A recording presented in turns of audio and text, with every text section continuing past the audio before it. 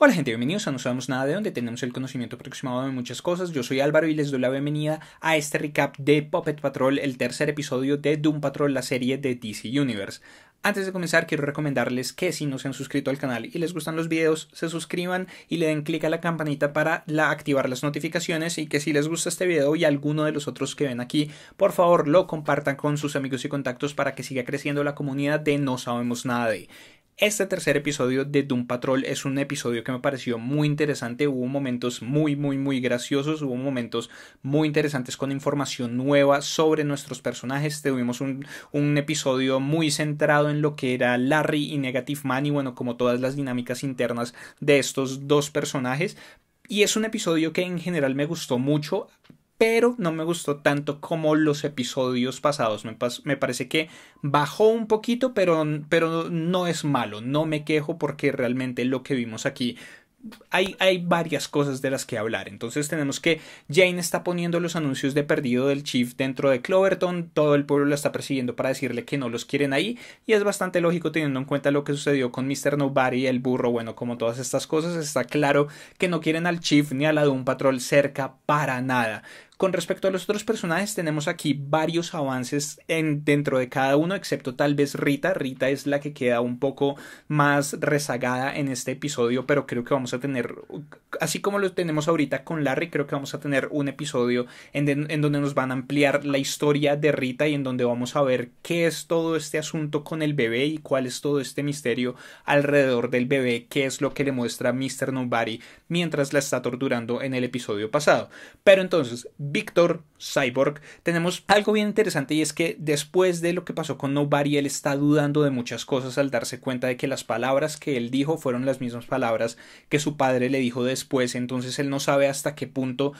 es él el que está haciendo las cosas, o simplemente está siguiendo las órdenes de su padre, o si su padre lo está programando de entrada. Entonces lo vemos revisando la grabación, recordando inicialmente el día en que murió su madre, cómo estaba discutiendo con ella, cómo perdió el control y lanzó unos químicos a un lado, a donde se generó una explosión que fue la que la mató a ella, lo dejó a él sin ojos, sin brazo, bueno, como todas estas cosas, y que lo convirtió a él en cyborg. Pero él ahora está dudando de sus propios recuerdos. Entonces le pide a la computadora que revise las cámaras, la información de las cámaras de seguridad de ese día, ve lo de la explosión. A mí me parece que aquí hay un gato encerrado, aquí me parece que hay algo extraño, porque él bota los químicos, pero la explosión proviene de otro lado, o al menos eso es lo que me parece a mí al ver la grabación. Pero igual creo que hay algo escondido ahí, pero Vic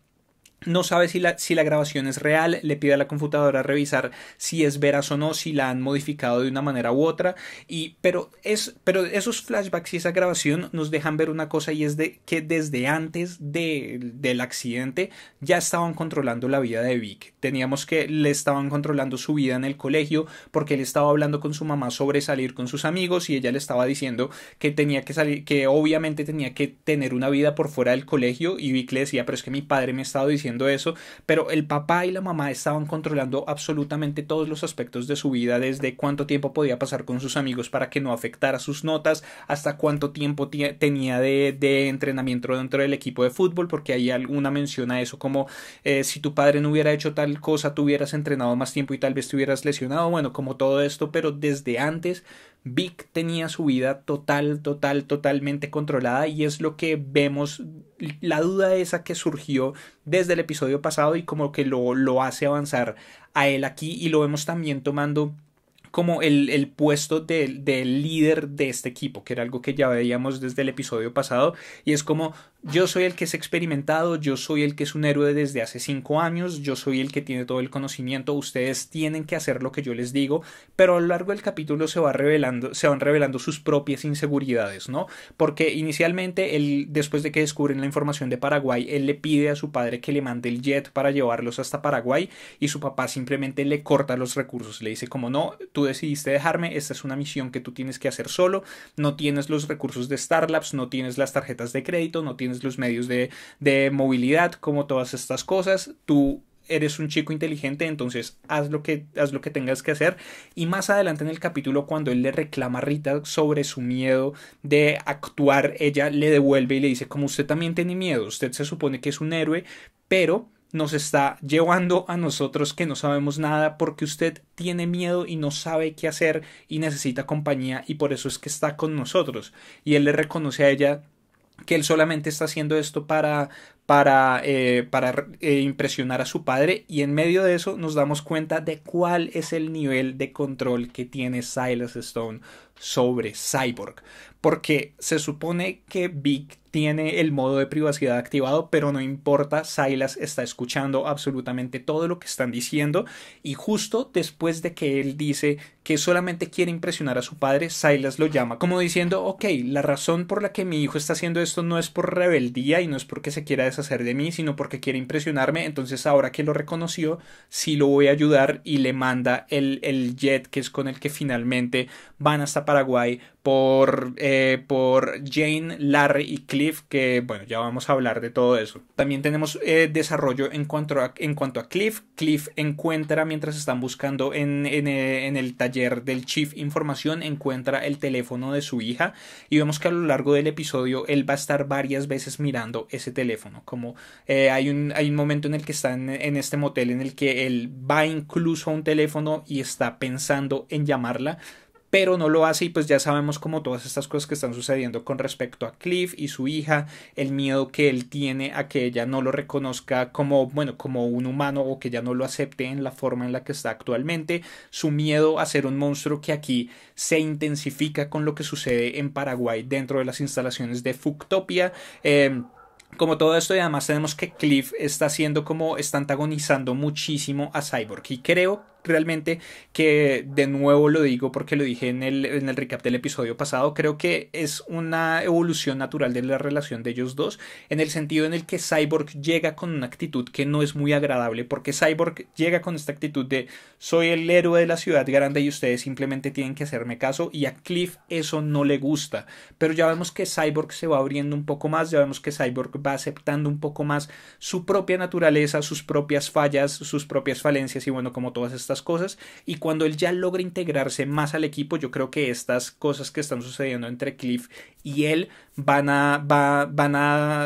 aminorarse, o al menos ellos dos van a estar en unos términos mucho mejores. Pero vemos aquí a Cliff diciéndole como buen trabajo Batman, Liga de la Justicia 2020, como burlándose del todo el tiempo, escondiéndole las llaves del bus, bueno, como todas estas cosas, es algo que es bastante gracioso. Pero en medio de que Cliff encuentra el teléfono de su hija, encuentran la foto del burro en Paraguay en el 48, entonces hacen la conexión con Mr. Nobody, y ahí es cuando hacen como este debriefing de información, y es muy interesante porque Cyborg hace una mención a The Brotherhood of Evil. Si no saben qué es, les recomiendo que vean la narración y comentario de la primera aparición de Doom Patrol en los cómics. Aquí a este lado van a encontrar una tarjetica para que vayan a escuchar o ver ese podcast en donde yo hablo de esa primera aparición de la Doom Patrol, sus primeros villanos, bueno, un montón de cosas súper interesantes. Pero Brotherhood of Evil es como la asociación de villanos a la que primero se enfrentan ellos. Entonces tenemos esta cosa creada por The Brain, bueno, esta organización que se dedica a hacer cosas malas, realmente como lo dice su nombre, la Hermandad de la Maldad, que después de que surge la Doom Patrol y empiezan a solucionar un montón de problemas, pone como uno de sus objetivos principales destruir a la Doom Patrol. Pero aquí nos están hablando como esta ya una organización totalmente establecida que quién sabe cuánto tiempo lleva, pero Morden era parte de Morden es Mr. Nobody, era parte de la Brotherhood of Evil, y eso es muy congruente con su historia dentro de los cómics. Cuando Mr. Morden aparece inicialmente dentro de los cómics de Doom Patrol, él está audicionando, por decirlo de alguna manera, para entrar dentro de la Hermandad de la Maldad. Eventualmente logra entrar ahí, y después es que él se va a donde un nazi a Paraguay, es convertido en Mr. Nobody, y entonces el hecho de que nos estén hablando de la Brotherhood of Evil abre las posibilidades para un montón de personajes que están en los cómics y un montón de relaciones que creo que están haciendo que son muy interesantes, pero al mismo tiempo nos abre la oportunidad de hablar de Brotherhood of Dada, que es como una organización que después de convertirse en Mr. Nobody crea con esta gente que tiene unos poderes realmente muy locos y muy diferentes y muy extraños, lo cual me parece interesante. Y además aquí tenemos también a otro personaje más que al final del capítulo que puede generar unas relaciones bien interesantes, y ya voy a hablar sobre esa teoría que yo tengo sobre esa relación que puede generar este personaje con The Brotherhood of Evil y especialmente con el General Immortus, que es como uno de los más grandes villanos de la Doom Patrol. Pero entonces por el lado de Larry, que es como el que más se nos desarrolla en este episodio, tenemos varios flashbacks a 1961, que era la época en la que él era el piloto de prueba y cuando sucedió el accidente que lo transformó a él en Negative Man. Pero entonces todo es como una evolución, ¿no? Y tenemos que Larry es el que siempre ha estado diciendo como nosotros no pertenecemos a la sociedad, nosotros no podemos ser aceptados por la sociedad, como que tiene este asunto detrás de él que lo hace pensar eso, y aquí vemos cuáles son las razones detrás de eso, ¿no? Y es que vemos que él tenía problemas desde antes en su vida, digamos que estaba con su amante John, que le estaba reclamando por ocultar su homosexualidad y bueno, por estar trabajando dentro de una entidad como lo era la Fuerza Aérea, en la que no los aceptaban a ellos por ser las personas que eran y específicamente por ser homosexuales. Estaba queriendo que los dos renunciaran y se dedicaran a trabajar en el sector privado, pero además también tenía problemas con su esposa. No sé, bueno, como que nos dan unas pistas de que tal vez la esposa sospechaba un poco sobre la sexualidad de Larry, pero al mismo tiempo también era una mujer que siempre estaba esperando a su esposo y su esposo por una u otra razón no llegaba y tenía este trabajo que era súper peligroso y cambiaban de vida de ciudad en ciudad, entonces como que ya había muchos problemas en la vida de Larry hasta que él tiene este accidente y se convierte, bueno, en este hombre radioactivo, y vemos eso efectivamente, vemos como lo llevan al hospital. Y mientras están operando y mientras están tratando de salvarle la vida, todas las personas en el hospital empiezan a morir. Él se despierta cuando ya queda sin anestesia.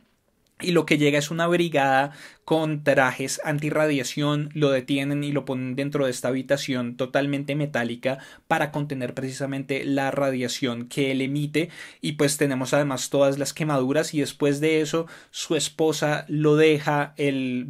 John, su amante, le dice que se va a quedar y él lo echa, entonces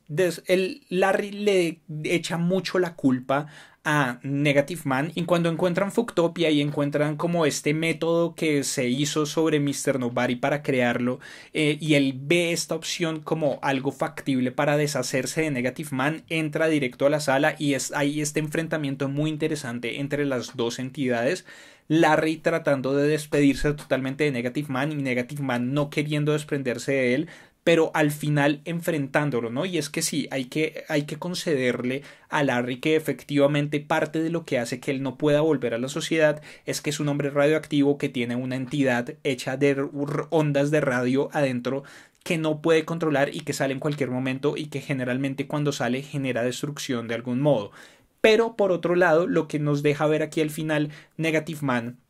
cuando materializa de una manera u otra a John, es que Larry también está escapando un poco de su propia culpa, que era algo que veíamos y de lo que nos hablaba Mr. Nobody mientras lo torturaba en el capítulo pasado, y es que le decía, tú hacías todo esto porque querías huir de tu vida, de tu familia, de tu amante, de tu sexualidad, de tus problemas, de todo, querías simplemente huir. Y vemos que Larry efectivamente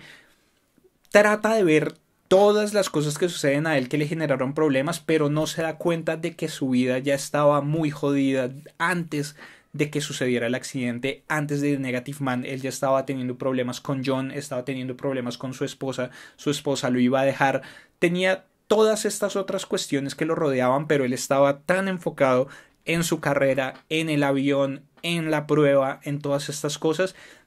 que no lo había visto, y después de todos estos años aún todavía no lo había visto. Pero además tenemos un momento súper interesante que creo que es lo que va a hacer que Larry y Negative Man avancen en su relación de aquí en adelante, y es que mientras estaban en el motel, Larry le pregunta a Jane cómo puede sobrevivir, cómo puede controlar a todas sus personalidades, y Jane le dice que ella no las controla, que ella simplemente las respeta y respeta su derecho a existir, lo cual le ha funcionado a ella en cierta manera, pero también vemos que cada personalidad sale y hace lo que se le antoja. Pero entonces creo que eso de respetar al otro va a ser algo que Larry tiene que aprender a hacer con Negative Man de una manera u otra, y que Negative Man también por osmosis tiene que aprender a hacer con Larry, aunque yo creo que hay mucha más voluntad por parte de Negative Man que por parte de Larry. Larry tiene todo este prejuicio de que Negative Man le arruinó totalmente la vida, entonces él va a tener que hacer un poco más de trabajo para aceptar a esta entidad y para aprender a controlar los cambios y para poder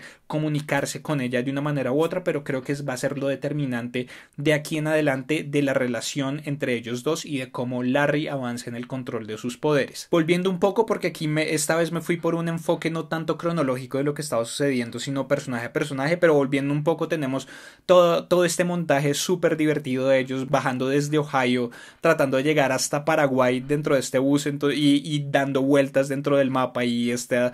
cosa de cada uno tomando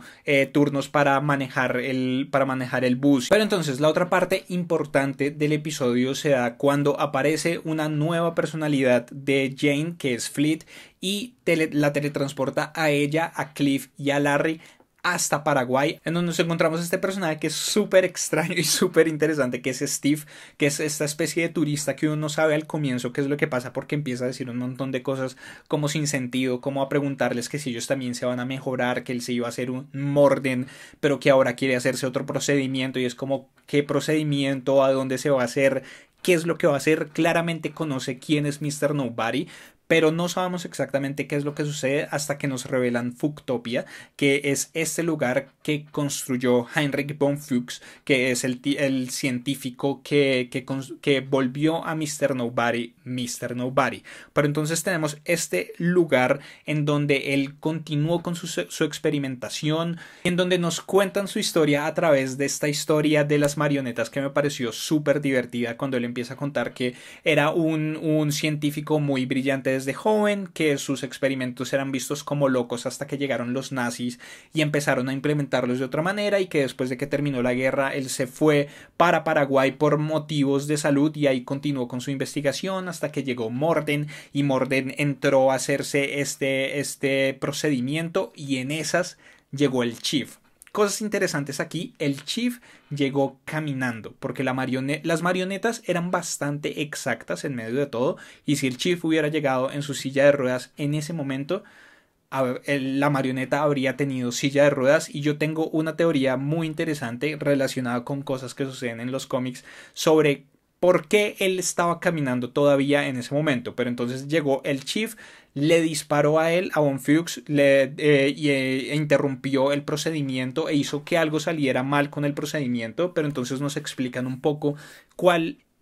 realmente es ese procedimiento que le estaban haciendo a Morden, y es traer poderes metahumanos desde otras dimensiones, pero algo claramente salió mal y creó a Mr. Nobody, lo cual todavía no nos ayuda a saber cuál es la naturaleza de los poderes de Nobody. O sea, tal vez dentro de ese viaje interdimensional en el que él estaba buscando una habilidad metahumana, fue interrumpido y se fragmentó de esta manera y logró adquirir varias habilidades metahumanas. No tengo ni idea, digamos que todavía falta que nos expliquen un poco eso, porque Larry entra a la misma cápsula y se utiliza el mismo método, pero cuando él lo utiliza simplemente vemos esta dimensión extraña, esta dimensión blanca en la que él se enfrenta a Negative Man, pero él sale con las mismas habilidades, o hasta el momento pareciera que fuera así. No tiene ninguna habilidad extra, no tiene nada nuevo, y claramente no le sucede lo mismo que le sucedió a Mr. Nobody. Entonces habrá que ver realmente qué es lo que sucede ahí y qué fue lo que sucedió para crear a Mr. Nobody. Pero entonces después de eso el Chief se llevó algo importante, y por eso es que Von Fuchs lo odia. Entonces, para hablar un poco de esa teoría que yo tengo, vamos a devolvernos a los cómics. En los cómics, Niles Caulder, que es el Chief, inicialmente recluta a la Doom Patrol y tiene su identidad totalmente en secreto hasta entrados unos 6-7 números del cómic. bueno, cuando ya se vuelve Doom Patrol como tal,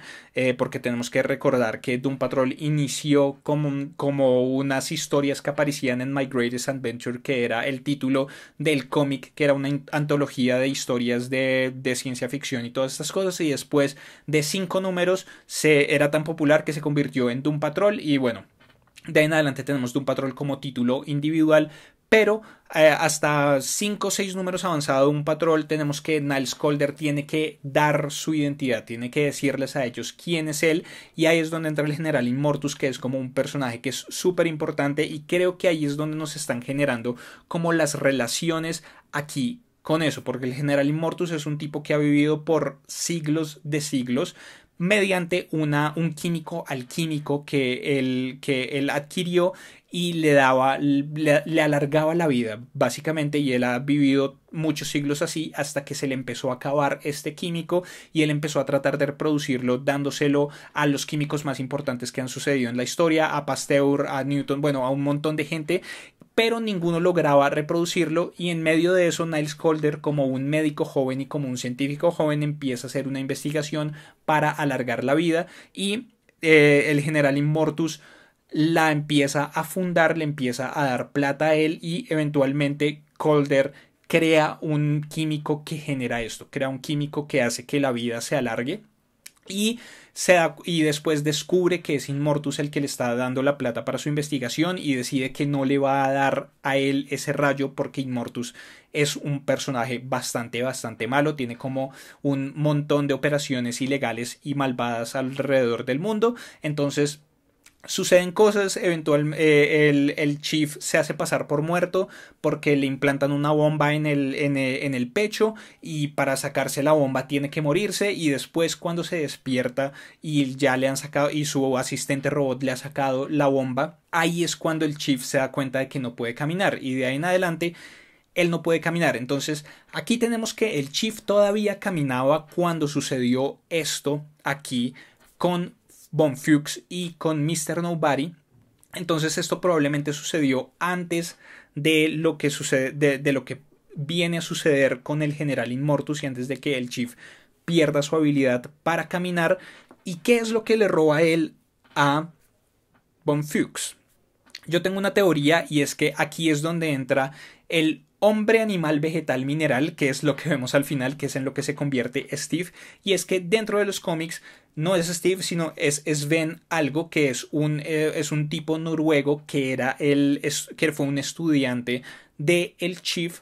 y le tiene resentimiento porque cree que el Chief le robó a él uno de sus inventos, y ese invento en los cómics es un rayo que evita la descomposición de una manera u otra. Entonces ahí es donde creo que está algo relacionado. No creo que sea casual que nos muestren aquí al hombre animal vegetal mineral conectado con Von Fuchs, conectado con Mr. Morden, porque tenemos que el maletín que se roba el Chief es el maletín que Mr. Morden le lleva a Von Fuchs como pago para que lo mejore en el primer episodio. Vemos cómo se lo entrega. Entonces lo que yo creo es que están haciendo como esta referencia al cómic, o al menos es lo que me parecería a mí, en donde sabemos que Mr. Morden hace parte de la Hermandad de la Maldad, y sabemos que el General Immortus también hace parte de la Hermandad de la Maldad, y que el General Immortus siempre está buscando las maneras para alargar su vida. Va a fracasar con Niles Caulder, pero eso no significa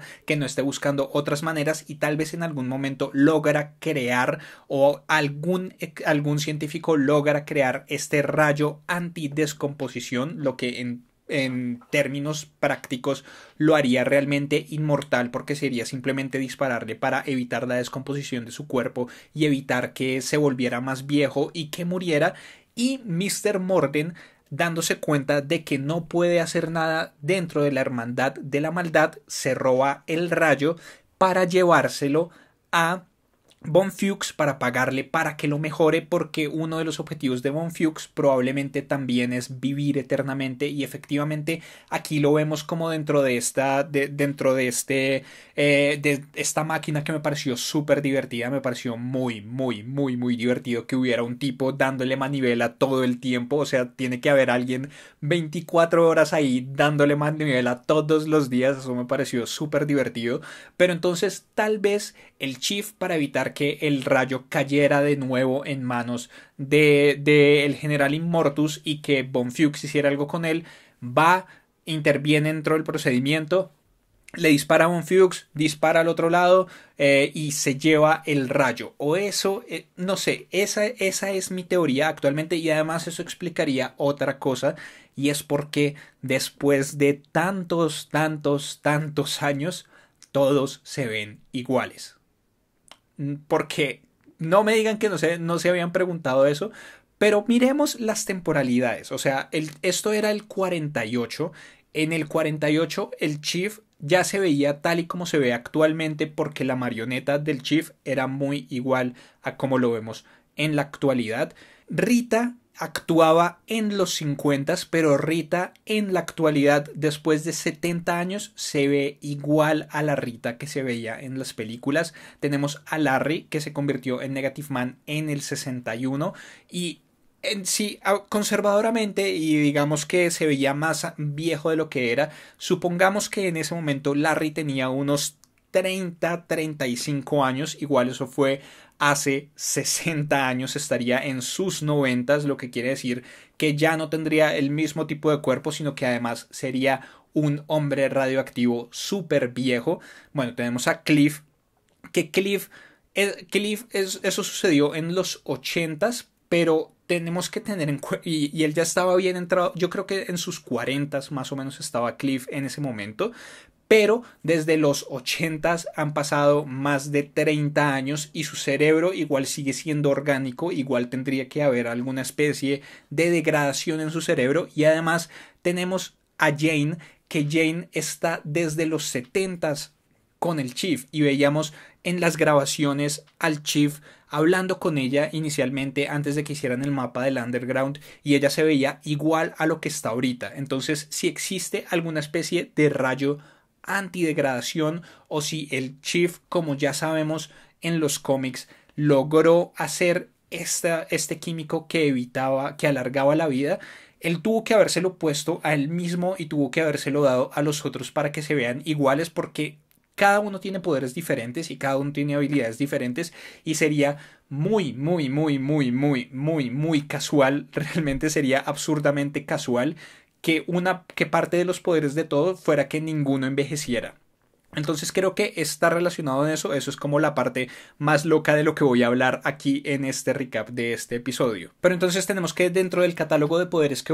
ofrece Fucktopia solamente tienen 28, y Jane ofrece dar su sangre porque ella tiene 64 personalidades, cada una con poderes diferentes, y ofrece que la pueden estudiar para tener más poderes dentro del catálogo de ellos, y eso es lo que llama la atención de Von Fuchs, que se revela a sí mismo, revela toda esta cosa y empieza a hablar, y nos revelan aquí una información muy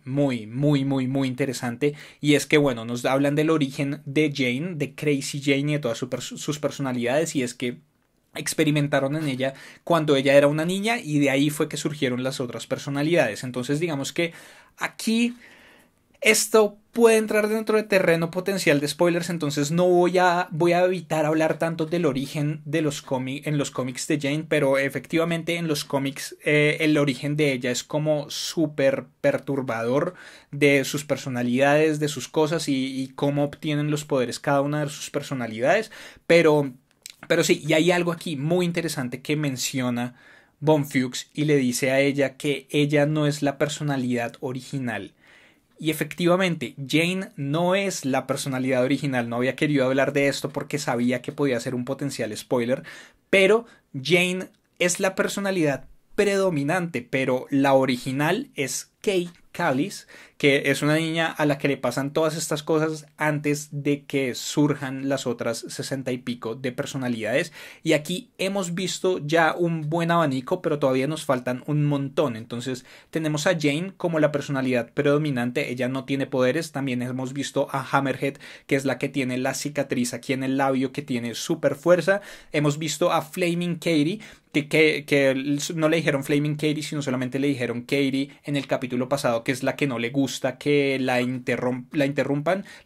no, que la interroguen, y tiene poderes de piroquinesis, o sea, controla el fuego, que es la que yo decía que parecía un poco como la antorcha humana. Tenemos a Baby Doll, que también la vimos el episodio pasado, que es esta niña con las colitas. Tenemos a Silvertongue, que la vimos el episodio pasado y que la vemos aquí de nuevo, que es esta que tiene como el peinado aquí súper elaborado con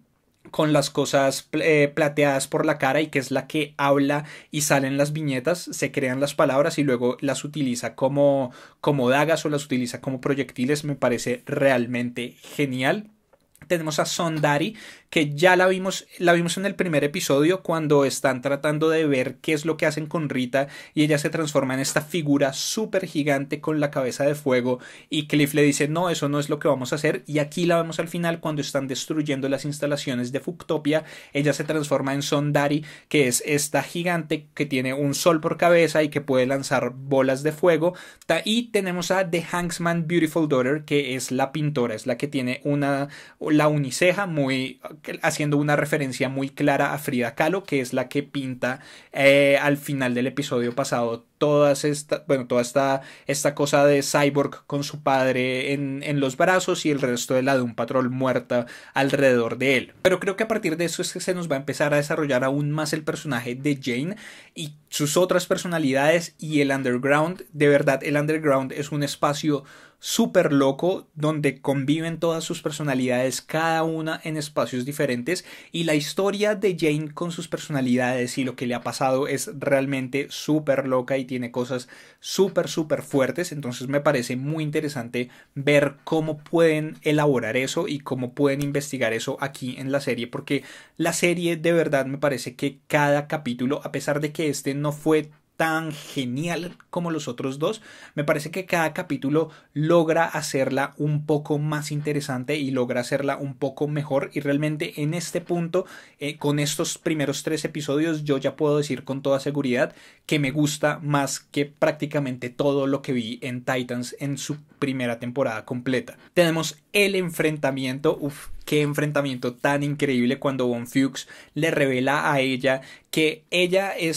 son muchas personalidades en un solo cuerpo, pero que él es una sola personalidad en muchos cuerpos. Todas las personas que están dentro de Fucktopia, todos los que tienen estos uniformes bávaros, estos uniformes verdes, son él controlando todos esos cuerpos, y empiezan a atacar a Jane, que ahí es donde ella saca... y también vimos a Fleet,